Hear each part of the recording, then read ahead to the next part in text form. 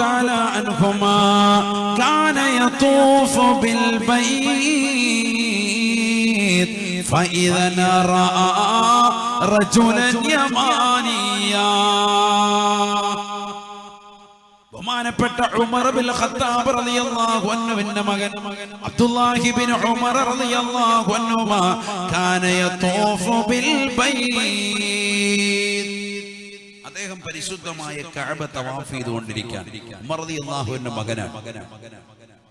അദ്ദേഹം നോക്കുമ്പോ ഫഇദൻ റആ റജുലൻ യമാനിയ യമൻകാരനായ ഒരു മനുഷ്യനെ അവിടെ കണ്ടു.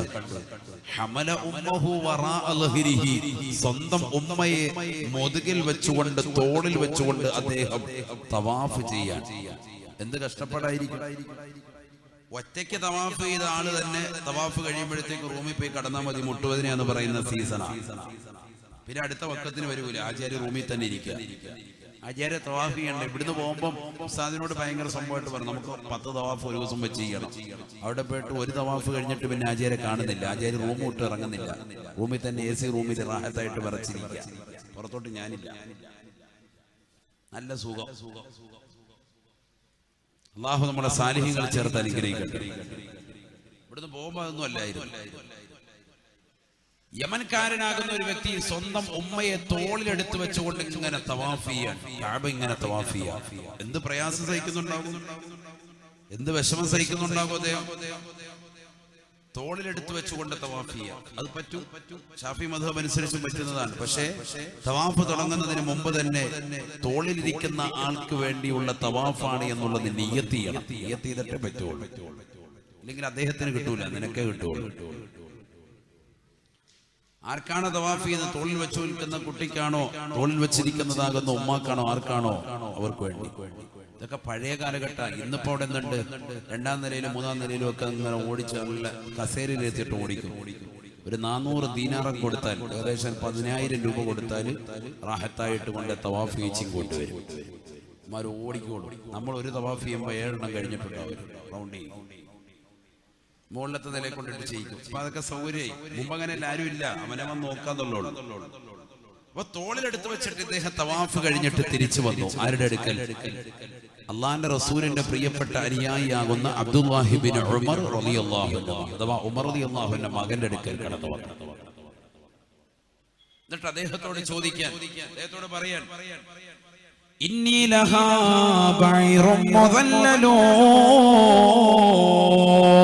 അല്ലയോ അബ്ദുല്ലാഹി ബിൻ ഉമറേ, ഉമറേ നിങ്ങൾ കാണുന്നില്ലേ, ഞാൻ എന്റെ പ്രിയപ്പെട്ട ഉമ്മയ്ക്ക് ഒരു കോവർ കഴുതയെ പോലെയാണ്.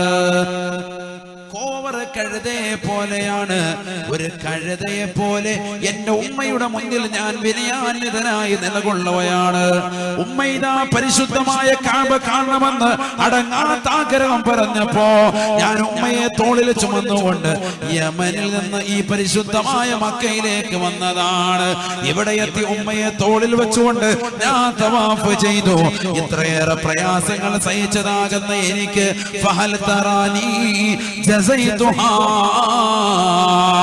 ഉമ്മയോടുള്ള പരിപൂർണമായ പ്രതിഫലം, ഉമ്മയോടുള്ള കടമ പരിപൂർണമായി നിർവഹിച്ചവനല്ലോ എന്ന് അബ്ദുല്ലാഹി ബിൻ ഉമർ റളിയല്ലാഹു അൻഹുയോട് ചോദിക്കുമ്പോ ഉമർ ബിൻ ഖത്താബ് തങ്ങളുടെ മകന് പറയുകയാ, ലാ ഇല്ല മോനെ, ഇല്ല മോനെ, നിന്നെ ഉമ്മയെ പരിശുദ്ധമായ യമനിൽ നിന്ന് ഇവിടം വരെ കൊണ്ടുവന്ന് തോളിൽ ചുമന്നുകൊണ്ടുവന്ന് ഇവിടെ പരിശുദ്ധമായ കഅബ തവാഫ് ചെയ്യിച്ചാലും ഉമ്മയ്ക്ക് പകരം വെക്കാൻ നിന്റെ അമലിനെ പറ്റൂല എന്ന് അബ്ദുല്ലാഹ് റളിയല്ലാഹു അൻഹു. യമനിൽ നിന്ന് ഉമ്മയെ തോളിലെടുത്ത് വെച്ച് മക്കയിലെത്തി. കുറെ ഇരുന്നിട്ടൊക്കെ ആയിരിക്കും വന്ന, വിശ്രമിച്ചിട്ടായിരിക്കും, ആയിക്കോട്ടെ. ഇവിടെ വന്നിട്ട് ഉമ്മയെ തോളിലെടുത്ത് വെച്ച് തവാഫ് ചെയ്തു. ഉമ്മയോട് കടപിടിക്കോ? ഉമ്മ ചെയ്തതിനൊക്കെ പകരം വെക്കാൻ പറ്റുമോ? പകരം വെക്കാനില്ല. വേണേ അല്ലാഹു ഇതിന് കൂലി തരും. ഉമ്മാക്ക് പകരം ആ പരിപാടിയില്ല. വാപ്പ ചെയ്തതിന് പകരം പറ്റൂല. വാപ്പാക്ക് നല്ലൊരു വാഗനർ വണ്ടി എടുത്തു കൊടുത്തു. വാപ്പാക്ക് ഒരു സ്വിഫ്റ്റ് വേണം, വാപ്പാക്ക് എടുത്തു കൊടുത്തു. പ്രവാസിയായ മകൻ അപ്പാടെ ആഗ്രഹമൊക്കെ പൂർത്തീകരിച്ചു. വാപ്പാക്ക് ഒരു ആക്റ്റീവായി പോകാൻ വേണ്ടി 70 വയസ്സുള്ള കാക്കാക്ക് എടുത്തു കൊടുത്തു.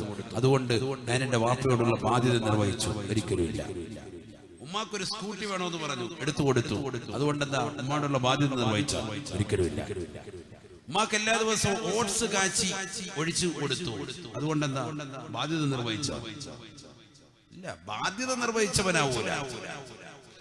അതിങ്ങനെ കിടക്കാണ്, ബാധ്യത ഇങ്ങനെ കിടക്കുക. അതിനൊക്കെ കൂലി അല്ലാഹു തരും. അവർക്ക് തത്തുല്യമായി ചെയ്തു എന്ന് പറയാൻ ഉതകുന്ന ഒരു പ്രവർത്തനവും നീ ചെയ്തിട്ടില്ല. നല്ല നിയ്യത്തിലാണോ നീ ചെയ്യുന്നത്? നാട്ടുകാരെ കാണിക്കാൻ, സഹോദരങ്ങളെ കാണിക്കാനൊന്നും അല്ല. അള്ളാഹുവിന്റെ സംതൃപ്തി ആഗ്രഹിച്ചാൽ നീ ചെയ്യുന്നത് എങ്കിൽ വല്ലാഹി നിനക്ക് കൂലി. അല്ലാഹു തൗഫീഖ് തരട്ടെ. ചില ആളുകളുണ്ട്, വീട്ടിന്റെ മുഴുവൻ ആധാരം ഉൾപ്പെടെ വാപ്പായും ഉമ്മായും കൊടുത്തിരിക്കുന്നത് ആർക്കാ? ഇളയ മകനാണ്. അതുകൊണ്ട് ഞാൻ എന്റെ വാപ്പായും ഉമ്മയും നോക്കൂല എന്ന് പറയുന്ന മൂത്ത ജ്യേഷ്ഠന്മാരുള്ള കാലം. മൂത്തവരാരും പിന്നെ ഉമ്മായി തിരിഞ്ഞു നോക്കൂല. അങ്ങനെ ഉണ്ടോ? അങ്ങനെ വേണ്ട. മാതാപിതാക്കൾ നമ്മൾ കൊണ്ടുപോയി കൊടുക്കുന്നത് അത് മാസം മാസം അല്ലെങ്കിൽ വർഷത്തിൽ നല്ല ഒരു തുക അവർക്ക് കൊടുക്കണം. കൊടുത്തേ പറ്റൂ. അത് അവരോടുള്ള ഹക്കാണ്. അവര് മരിച്ചാൽ ഹൈവാനെ ഈ സ്വത്ത് നിനക്ക് തന്നെ വീതം ചെയ്തെടുക്കാം. അത് മനസ്സിലാക്കുക. അനന്തര സ്വത്ത് നിനക്ക് തന്നെ ഇങ്ങോട്ട് വരും. ഈ സ്വത്ത് നീ അങ്ങോട്ട് കൊടുത്താലും ഇത് വാപ്പാടെ ഉമ്മാടെയും അനന്തരം നിന്റെ കയ്യിലേക്ക് തന്നെ വരും. കോടിക്കണക്കിന് രൂപ കൊടുക്കണമെന്നോ ലക്ഷക്കണക്കിന് കൊടുക്കണമെന്നല്ല. അവരുടെ ആവശ്യങ്ങൾക്കനുസൃതമായിട്ട് അവരുടെ കയ്യിൽ ഒരു തുക വാപ്പാടെ കയ്യിലും കൊടുക്കണം, ഉമ്മാടെ കയ്യിലും കൊടുക്കണം. സുഖമില്ലാതെ കിടക്കായിരിക്കും, കൊടുത്തേ പറ്റൂ. അവരെ ശ്രദ്ധിക്കണം. കല്യാണത്തിന്റെ ദിവസം എത്രയോ മുസ്ലിം സഹോദരങ്ങൾ സ്വന്തം മാതാപിതാക്കളെ മാറ്റി നിർത്താൻ, വീട്ടിൽ നിന്ന് മാറ്റി നിർത്താൻ എത്രയോ കല്യാണ വീടുകൾ അങ്ങനെ പ്രായം ചെന്ന വാപ്പയും ഉമ്മയും നിർത്തൂല. അവരെ കൊണ്ടുപോയി വൃദ്ധസദനത്തിൽ കൊണ്ടുപോയി ഇടുക. കാസർഗോഡ് വലിയ വൃദ്ധസദനങ്ങൾ. ഈ കൊച്ചു കേരളത്തിലെ 1000-ലധികം വൃദ്ധസദനങ്ങളുണ്ട്. ഈ കൊച്ചു കേരളത്തിൽ, ഈ 600 കിലോമീറ്റർ ചുറ്റളവുള്ളതാകുന്ന ഈ കൊച്ചു കേരളത്തിൽ 1000-ലധികം വൃദ്ധസദനങ്ങൾ. അല്ലാഹു നമ്മളെ കാത്തുരക്ഷിക്കട്ടെ. കാസർഗോഡുമുണ്ട് വൃദ്ധസദനങ്ങൾ. ഒരു ജില്ലയിലും ഇല്ല ഇല്ലാത്തത്, എല്ലാ ജില്ലകളിലും ഉണ്ട്. യൂട്ടിലിറ്റേറിയൻസിന്റെ കാലഘട്ടമാണ്. പ്രയോജനാത്മകവാദം. പ്രയോജനമുള്ളതിനെ മക്കള് സ്വീകരിക്കുള്ളൂ. പ്രയോജനം ഇല്ലെങ്കിൽ വാപ്പാണെങ്കിലും കൊണ്ടുപോയി വൃദ്ധസദനത്തിന് തള്ളിയിടുക. ആലപ്പുഴയിൽ ഒരു ഭാഗത്ത് വീട്, ഇവിടെ എന്താ പറയാ, ലീസിന് കൊടുക്കാന്നല്ലേ പറയാം. ലീസിന് കൊടുക്കുന്ന സമ്പ്രദായം, പണയത്തിന് കൊടുക്കുക, അതിന്റെ പരിപാടി ഇല്ല. 5 ലക്ഷം രൂപയ്ക്ക് 3 ലക്ഷം രൂപയ്ക്കൊക്കെ പണയത്തിന് കൊടുക്കുക. അഥവാ ഞാനൊരു വ്യക്തി എടുക്കുക, എന്റെ വീടാണ്, ആ വീട് ഞാൻ എന്ത് ചെയ്യുന്നു, 5 ലക്ഷം രൂപയ്ക്ക് വേറൊരാൾക്ക് പണയം കൊടുക്കും. പണയത്തിന് കൊടുക്കുക. അയാളുടെ കയ്യിൽ നിന്ന് 5 ലക്ഷം രൂപ ഞാൻ വാങ്ങി വീടിന്റെ ഉടമസ്ഥനായ ഞാൻ എന്റെ വീട്ടിൽ കയറി താമസിച്ചോളാൻ പറയും. ഞാൻ ഗൾഫിലായിരിക്കും, എനിക്ക് ആ വീട് കൊണ്ടൊരു പ്രയോജനമില്ല. എന്റെ മക്കളും ഞാനും എല്ലാം ഗൾഫിലാണ്. ആ വീട് വെറുതെ കിടന്ന് നശിക്കണ്ട എന്ന് കരുതി 5 ലക്ഷം രൂപ വാങ്ങിച്ചിട്ട് എന്റെ ബിസിനസ്സിലേക്ക് ഇട്ട് ഞാൻ പ്രവാസ ലോകത്ത് കഴിയുന്നു. അല്ലെങ്കിൽ എവിടെയെങ്കിലും ഈ വീട് പരിപൂർണമായിട്ട് ഇവർക്ക് വിട്ടുകൊടുക്കുന്നു. 2 കൊല്ലത്തേക്കോ അല്ലെങ്കിൽ 3 കൊല്ലത്തേക്കൊക്കെ എഗ്രിമെന്റ് എഴുതി വെച്ചിരിക്കുക. ആ കൊല്ലം കഴിയുമ്പോൾ തിരിച്ചു വരുന്നു. ഈ പൈസ അദ്ദേഹത്തിന് റിട്ടേൺ കൊടുക്കുന്നു, പരിപൂർണമായി കൊടുക്കുന്നു. വീടിന്റെ താക്കോൽ വാങ്ങി വീണ്ടും കയറുന്നു. ഇങ്ങനത്തെ ഒരു സമ്പ്രദായം ഇല്ലേ? അത് ഹറാമാണ്. ഷാഫി മദ്ഹബിൽ പ്രത്യേകമായി ഹറാമാണ്, പാടില്ലാത്തതാണ്. പക്ഷെ ആലപ്പുഴയിൽ ഒരു മുസ്ലിം സഹോദരൻ, പക്ഷെ ഒരുപാട് ആളുകൾ ചെയ്യുന്നുണ്ട്. നിവൃത്തികേട് കൊണ്ട് അങ്ങനെ ചെയ്യുന്ന പല ആളുകളുമുണ്ട്. ആലപ്പുഴയിൽ ഒരു മുസ്ലിം സഹോദരൻ, അദ്ദേഹം മറ്റൊരു മുസ്ലിം സഹോദരന്റെ അടുക്കൽ പോയി ഇതേപോലെ 2 ലക്ഷം രൂപയ്ക്ക് ഒരു വീട് അദ്ദേഹം ഇതേപോലെ ലീസിന് വേണ്ടി, പണയത്തിന് വേണ്ടി ചോദിക്കുമ്പോൾ അദ്ദേഹം വീട് കൊടുക്കാൻ തയ്യാറായി. വീട് കൊണ്ടുവന്നെല്ലാം കാണിച്ചു. 3 റൂമുകളുണ്ട്, നല്ല സൗകര്യം, ഒരു ഹാള്, ഒരു അടുക്കള, ഒരു ബാത്റൂം അറ്റാച്ച്ഡ് ഉള്ളതാകുന്ന ഒരു ബെഡ്റൂം, എല്ലാ സൗകര്യവും ഉണ്ട്. അദ്ദേഹം പറഞ്ഞു, ഈ റൂം എന്താ അടച്ചിട്ടിരിക്കുന്നത്, ഇതൊന്നും തുറന്നൊന്ന് കാണാൻ കൊള്ളാം. ഇല്ല, ആ റൂം തരൂല, അത് പുറത്തെ റൂമാണ്, അത് തരൂല. അത് വേണം, എനിക്ക് വേണം. അതും കൂടെ കിട്ടിയാൽ ഒരു ഓഫീസ് റൂം ആക്കി എടുക്കായിരുന്നു. അതുകൊണ്ട് എനിക്ക് സൗകര്യമായിരുന്നു എന്ന് അദ്ദേഹം നിർബന്ധം ചെലുത്തിയപ്പോൾ ആ റൂം തുറന്ന് അദ്ദേഹം പറയുകയാണ്, ഇതിനുള്ളിൽ ഒരു പുരാവസ്തു കൊണ്ട് അതിനെ നിങ്ങൾ ഏറ്റെടുക്കുകയാണ് എങ്കിൽ 2 ലക്ഷം രൂപ കുറച്ച് 1,50,000 രൂപയാക്കി തരാം, അഥവാ 50,000 രൂപ കുറച്ച് തരാം. ഇദ്ദേഹം ഓർത്ത് വല്ല തടിക്കഷ്ണമൊക്കെയാന്ന് കരുതി ഒന്ന് കണ്ടേക്കാന്ന് കരുതി നോക്കുമ്പോ സ്വന്തം ഉമ്മയാണ്, ആ വ്യക്തിയുടെ ഉമ്മയാണ്. മുസ്ലിം സഹോദരൻ, അല്ലാഹു നമ്മളെ കാത്തിരക്ഷിക്കുമാറാവട്ടെ. സ്വന്തം ഉമ്മയെ അതിനുള്ളിൽ പൂട്ടിയിട്ടിട്ട് ഉമ്മയെ കൂടി നീ ഏറ്റെടുക്കുകയാണ് എങ്കിൽ നിനക്ക് 50,000 രൂപ കുറച്ചു തരാമെന്ന് പറയുന്ന ഒരു യുഗത്തിലേക്ക് മുസ്ലിം സഹോദരങ്ങൾ തരം താഴ്ന്നു പോയല്ലോ. അഥവാ ഉമ്മാക്ക് വില നിശ്ചയിച്ചു. എത്ര? 50,000 രൂപ. 50,000 രൂപ. ഈ അടുത്ത് നിങ്ങൾ പത്രത്തിൽ വായിച്ചില്ലേ? ഒരു മാതാവ്, ലക്ഷക്കണക്കിന് സമ്പത്തുള്ളതാകുന്ന മാതാവ്, ആ മാതാവിനെ നോക്കാൻ ആരുമില്ലാതെ വന്നപ്പോൾ അവർ പോലീസിൽ പരാതി കൊടുത്തു. അവസാനം പോലീസിന്റെ അധീനതയിൽ മക്കൾ എല്ലാവരും കൂടി വന്നിട്ടും ഉമ്മയെ ലേലം വിളിക്കാൻ. ഒരു മകൻ വന്നിട്ട് പറഞ്ഞു 50,000. അടുത്തവൻ വിളിച്ചു 75,000. റുമ്മാമ്പഴം വെച്ചിട്ട് സദസ്സിൽ വെച്ചിട്ട് ലേലം വിളിക്കുന്നത് പോലെ സ്വന്തം ഉമ്മയെ മക്കളെ ലേലം വിളിക്കാൻ. പത്രത്തിൽ വന്ന വാർത്തയാണ്. ഈ 1 മാസമായിട്ടുള്ള. അവസാനം ഇളയ മകൻ തന്നെ ഏറ്റെടുത്തു. 10 ലക്ഷം രൂപയ്ക്കാണ് ഏറ്റെടുത്തത്. 10 ലക്ഷം രൂപ. അതിന് മുകളിലോട്ട് പിന്നെ ആരും വിളിക്കുന്നില്ല. 7 മക്കളാണ്. അപ്പം വക്കീൽ ഉൾപ്പെടെയുള്ളവര് മക്കളോട് ചോദിച്ചു, മൂത്തുള്ളവരോട് ചോദിച്ചു, വിളിച്ചൂടെ? എന്താ നിങ്ങൾക്ക് വിളിച്ചൂടെ? പറഞ്ഞു, ഇളയവന്റെ കൂടെയല്ലേ എന്തായാലും ഇവര് താമസിക്കുന്നത്, ഇളയവനാ സ്വത്ത് മൊത്തം ഉള്ളത്, അതുകൊണ്ട് അവൻ തന്നെ കൊണ്ടുപോയിക്കോട്ടെ, നമുക്ക് വേണ്ട എന്ന് പറയാം. അല്ലാഹു നമ്മളെ കാത്തിരക്ഷിക്കട്ടെ. ഉമ്മയെ ലേലം വിളിക്കുന്ന അവസ്ഥ. ലേലം വിളിച്ചെടുക്കുക. എന്തുകൊണ്ടാണ് ലേലം വിളിച്ച് 10 ലക്ഷത്തിനെങ്കിലും എടുത്തത്? 10 രൂപ പോലും വില കൊടുക്കാതെ ഏതെങ്കിലും റോഡരികിൽ വലിച്ചെറിയുമായിരുന്നു. പക്ഷേ നല്ല സ്വത്തിന്റെ ഉടമയാണ്. റോഡിലിട്ടിട്ട് പോകാൻ പറ്റൂല. ഇന്ത്യ എന്ന മഹത്തായ ജനാധിപത്യ രാജ്യം ഇപ്പോൾ പുതിയ നിയമം പാസ്സാക്കിയിരിക്കാൻ. മറ്റൊന്നുമല്ല, മക്കൾ ഇതുപോലെ ഒഴിവാക്കിയതാകുന്ന മാതാപിതാക്കൾക്ക് അവരുടെ സമ്പത്ത് ഉണ്ട് എങ്കിൽ ആ സമ്പത്ത് സംരക്ഷണാർത്ഥം പോലീസിനോട് കേസ് പറഞ്ഞു കഴിഞ്ഞാൽ കോടതി അവർക്ക് വിധി പുറപ്പെടുവിക്കും. മരണം വരെ അവരുടെ കാര്യങ്ങൾ ചെലവിന് കൊടുത്തേ പറ്റൂ എന്ന് മക്കളോട് പറയും. ഇപ്പൊ നിയമമുണ്ട്. അതുകൊണ്ട് മാതാപിതാക്കൾ അതൊക്കെ ശ്രദ്ധിച്ചോളി, ഒക്കെ മനസ്സിലാക്കണം. സ്വത്ത് മുഴുവൻ മക്കൾക്ക് വിശ്വാസമായി ഏർപ്പിച്ചു വെക്കും, ചെയ്തു കൊടുക്കും. അവസാനം മക്കൾ ഇതെല്ലാം കൂടി ഏറ്റെടുത്തിട്ട് വാപ്പയമ്മയും പുറന്തള്ളുന്ന ഒരു കാലഘട്ടം.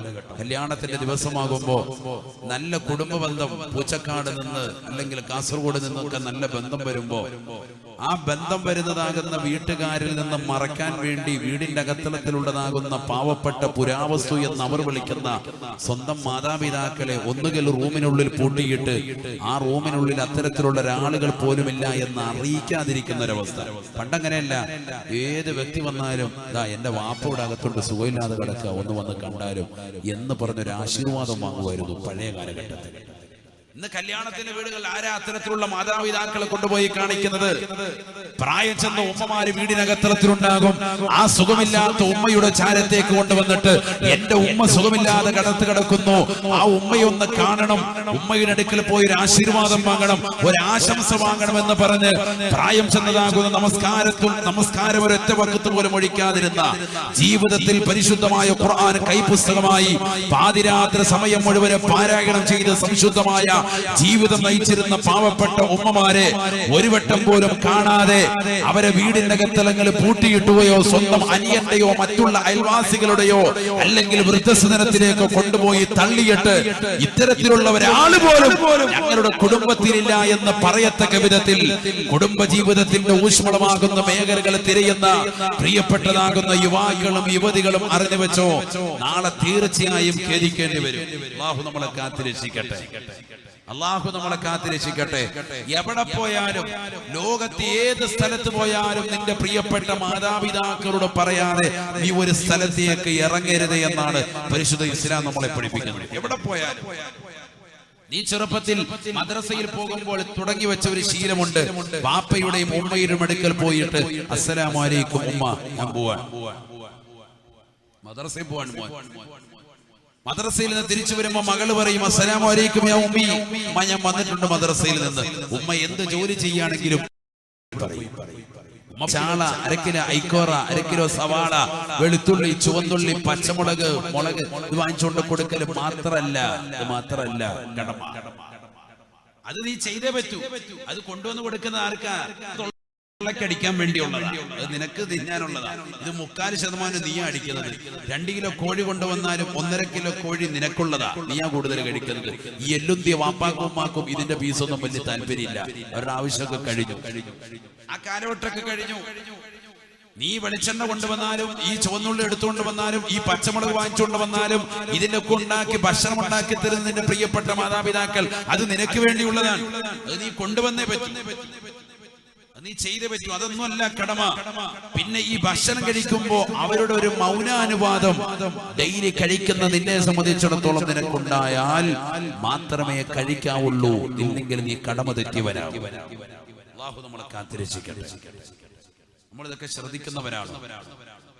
നബിയുനാ റസൂലുള്ളാഹി സ്വല്ലല്ലാഹു അലൈഹി വസല്ലം തങ്ങളുടെ അടുക്കലേക്ക് ഒരു മനുഷ്യൻ കടന്നു വരുകയാണ്. അള്ളാഹുവിന്റെ റസൂലിന്റെ അടുക്കലേക്ക് ആ മനുഷ്യന് കടന്നു വരുമ്പോ അദ്ദേഹത്തിന്റെ മകൻ അദ്ദേഹത്തിന്റെ മുന്നിലൂടെ നടന്നു വരികയാണ്, മുന്നിലൂടെ നടക്കുകയാണ്. ഹബീബായ റസൂലുള്ളാഹി സ്വല്ലല്ലാഹു അലൈഹി വസല്ലമ തങ്ങൾ ആ മകനോട് ചോദിക്കുകയാണ്, മൻ ഹാദാ, ഇതാരാണ് മോനെ, ആരാണ് മോനെ, ആരാണ് മോനെ? ഹദാ അബീ, ഇതെന്റെ ഉപ്പയാണ് നബിയേ, എന്റെ ഉപ്പയാണ് റസൂലേ. തങ്ങൾ പറയുകയാ, നിന്റെ ഉപ്പയുടെ മുന്നിലൂടെ നീ നടക്കല്ലേ. ലാ തംശി അമാമാ വലാ തഖുദ് ഖബ്ല ഖുഊദിഹി, നിന്റെ വാപ്പയുടെ മുന്നിലൂടെ നീ നടക്കല്ലേ. വാപ്പ ഇരിക്കാതെ നീ ഇരിക്കരുതേ. വാപ്പയുടെ മുന്നിലിരുന്നു കൊണ്ട് അപ്പൊ പ്രായം ചെന്ന മനുഷ്യന്, അതുകൊണ്ട് അദ്ദേഹത്തിന്റെ മുന്നിലൂടെ ഷോ കാണിച്ച് നീ നടക്കണ്ട, അപ്പാടെ പിന്നിൽ നടക്കുക. ലോകത്തെ എല്ലാ സ്ത്രീകളുടെയും മുന്നിലൂടെയാണ് പുരുഷൻ നടക്കേണ്ടത്. പക്ഷെ ഉമ്മ ഉണ്ടെങ്കിലും ഉമ്മയെ മുമ്പിക്കണമെന്ന് ഉമ്മയുടെ അനുവാദമുണ്ട്. മോനെ നീ ഫ്രണ്ടേ നടന്നോ, നടക്കാം. ശ്രദ്ധിക്കണേ, ഇതൊക്കെ അഥവാണ്, ഇതൊക്കെ ഗുരുത്വം വേണ്ടേ. നമ്മൾ വലിയ ശരി ഉമ്മ നമ്മൾ കൊണ്ടുപോകണം, നമുക്ക് ഗുരുത്വമില്ല, പൊരുത്തമില്ല. അല്ലാഹു നമ്മളെ കാക്കട്ടെ. അതുകൊണ്ട് തന്നെ ജീവിതത്തിൽ ഒരുപാട് പ്രശ്നങ്ങളായി. കച്ചവടമില്ല, ബറക്കത്തില്ല, പഠിത്തം ഒരുപാടുണ്ട്, വിദ്യാഭ്യാസമുണ്ട്, നല്ല ഒരു ജോലിയില്ല, ഇഖാമ ശരിയാകുന്നില്ല, പ്രവാസ ദിവസം ശരിയല്ല, അവിടെയും അടങ്ങേറി. ഇപ്പോഴും മനസ്സിനൊരു സ്വസ്ഥതയില്ല, മുടിയൊക്കെ നരച്ച് വെപ്രാളപ്പെട്ട് പ്രയാസം അനുഭവിച്ചുകൊണ്ട് ഇങ്ങനെ കഴിഞ്ഞു പോവാൻ. ടെൻഷനാണ് എപ്പോഴും മനസ്സിൽ, ആദിയാണ്. എന്തുകൊണ്ട്? നിന്റെ വാപ്പാക്കും ഉമ്മാക്കും നീ ഇന്ന് വരെ ഒരു മനസ്സിന് സമാധാനം നീ കൊടുത്തിട്ടില്ല. നിനക്ക് ജോലി കെട്ടിക്കഴിഞ്ഞപ്പോ വാപ്പയും ഉമ്മയും നീ മറന്നു, അവരോട് സലാം പറയൂല. കല്യാണം കഴിക്കാൻ വേണ്ടി വാപ്പയോടും ഉമ്മയോടും നിർബന്ധം ചെലുത്തുന്നു. അവരുടെ ദുആഇന്റെ ബറക്കത്ത് കൊണ്ട് അല്ലാഹു നിനക്ക് സാലിഹത്താകുന്ന ഒരു പെണ്ണിനെ അല്ലാഹു നിനക്ക് നൽകി. വിവാഹം കഴിയുന്നതോടുകൂടി വാപ്പയും ഉമ്മയും മറക്കാൻ, ആ പെണ്ണ് ഊതിത്തരുന്നതനുസരിച്ചുകൊണ്ട് സ്വന്തം മാതാവിനെയും പിതാവിനെയും മറക്കാൻ. നമ്മൾ അറിയണം, ഒരു പുരുഷനെ സംബന്ധിച്ചിടത്തോളം ഏറ്റവും ബാധ്യത അവനുള്ളത് അവന്റെ പ്രിയപ്പെട്ടതാകുന്ന മാതാപിതാക്കളാണ് എന്ന് സയ്യിദുനാ റസൂലുള്ളാഹി. അതിൽ തന്നെ അവന്റെ ഉമ്മയോടാണ് സയ്യിദുനാ റസൂലുള്ളാഹി. എന്താ പറഞ്ഞത്? ഒരു പുരുഷന് ഏറ്റവും ബാധ്യതയും കടപ്പാടും ആദ്യം അവന്റെ മാതാപിതാക്കളോട്. ഹബീബായ റസൂലുള്ളാഹി സ്വല്ലല്ലാഹു അലൈഹി വസല്ലമ തങ്ങളോട് ആയിഷ ബീവി ചോദിക്കുകയാണ്, അല്ലാഹുവിന്റെ റസൂലേ, ഒരു പുരുഷന് ഏറ്റവും ബന്ധമുള്ളത് ആരോടാണ് നബിയേ, ആരോടാണ് നബിയേ? ഒരു പുരുഷന് ഏറ്റവും കൂടുതൽ ഹക്കിടപാടുള്ളത് ആരോടാണ് എന്ന് അല്ലാഹുവിന്റെ റസൂലിനോട് ചോദിക്കുമ്പോ ഹബീബായ റസൂലുള്ളാഹി സ്വല്ലല്ലാഹു അലൈഹി വസല്ലമ തങ്ങൾ പറയുന്നു, അവന്റെ മാതാപിതാക്കളോടാണ്, അവന്റെ പ്രിയപ്പെട്ട ഉമ്മയോടാണ് എന്ന് ഹബീബായ റസൂലുള്ളാഹി. ആയിഷ ബീവി വീണ്ടും ചോദിക്കുകയാണ്, ഒരു പെണ്ണിന് ഏറ്റവും കൂടുതൽ ഹക്കിടപാടുള്ളത് ആരോടാണ്? അല്ലാഹുവിന്റെ റസൂൽ പറയുകയാണ്, സൗജുഹാ, അവരുടെ ഭർത്താവിനോടാണ് എന്ന് ഹബീബുനാ റസൂലുള്ളാഹി സ്വല്ലല്ലാഹു അലൈഹി വസല്ലം. ഹബീബായ റസൂലുള്ളാഹി സ്വല്ലല്ലാഹു അലൈഹി വസല്ലം തങ്ങളുടെ കാലഘട്ടത്തിൽ ഒരു പെണ്ണ് അവളുടെ പ്രിയപ്പെട്ട ഭർത്താവുമായി പിണങ്ങുകയാണ്. ഭർത്താവ് പറഞ്ഞു, എന്റെ ഉപ്പ ഇതാ താഴത്തെ നിലയിൽ താമസിക്കുന്നുണ്ട്. തടി കൊണ്ടുള്ള 2 നില കെട്ടിടമാണ്. ആ താഴെയുള്ള എന്റെ പ്രിയപ്പെട്ട ഉപ്പ സുഖമില്ലാതെ കിടക്കുകയാണ്. പക്ഷെ ഉപ്പ എത്ര വിളിച്ചാലും നീ പോകരുത്, എന്റെ ഉപ്പാടെ അടുക്കലേക്ക് നീ പോകരുത്, കാരണം എനിക്ക് നിന്നെ ഇഷ്ടമല്ല എന്ന് ദേഷ്യത്തോടുകൂടി പറഞ്ഞിട്ട് പോവുകയാണ്. അദ്ദേഹം ഭാര്യയായിട്ട് ദേഷ്യമായി. അപ്പൊ അദ്ദേഹം പറഞ്ഞു, എന്റെ ഉപ്പ താഴെയുണ്ട്. ഉപ്പയെ നോക്കുന്ന വിഷയത്തിലാണ് ചെറിയ പിണക്കം വന്നത്. അപ്പൊ പറഞ്ഞു, എന്റെ ഉപ്പ താഴെയുണ്ട്. പോകാൻ നേരത്ത് പറഞ്ഞു, ഉപ്പാക്ക് നീ വെള്ളമൊന്നും എടുത്തു കൊടുക്കണ്ട, കാരണം നീ ഞാനുമായിട്ട് പിണക്കത്തില്ല, അതുകൊണ്ട് നീ എന്റെ ഉപ്പാക്ക് വെള്ളം കൊടുക്കണ്ട. നമ്മൾ സാധാരണ പറയലുണ്ട് ദേഷ്യത്തിൽ, ഭർത്താക്കന്മാരൊരു ദേഷ്യത്തിൽ പറഞ്ഞു. ഭർത്താവ് ഇത് പറഞ്ഞിട്ട് പോയി, യാത്ര പോയി അല്പം സമയം കഴിഞ്ഞപ്പോഴത്തേക്കും അടിയിൽ കിടക്കുന്ന ഉപ്പയുടെ രോഗം മൂർച്ഛിച്ചു. അദ്ദേഹം പെട്ടെന്ന് തന്നെ ചുമച്ചു, പെട്ടെന്ന് തന്നെ ഈ ലോകത്തുനിന്ന് ഇവിടെ പറഞ്ഞു. അദ്ദേഹം വഫാത്തായി.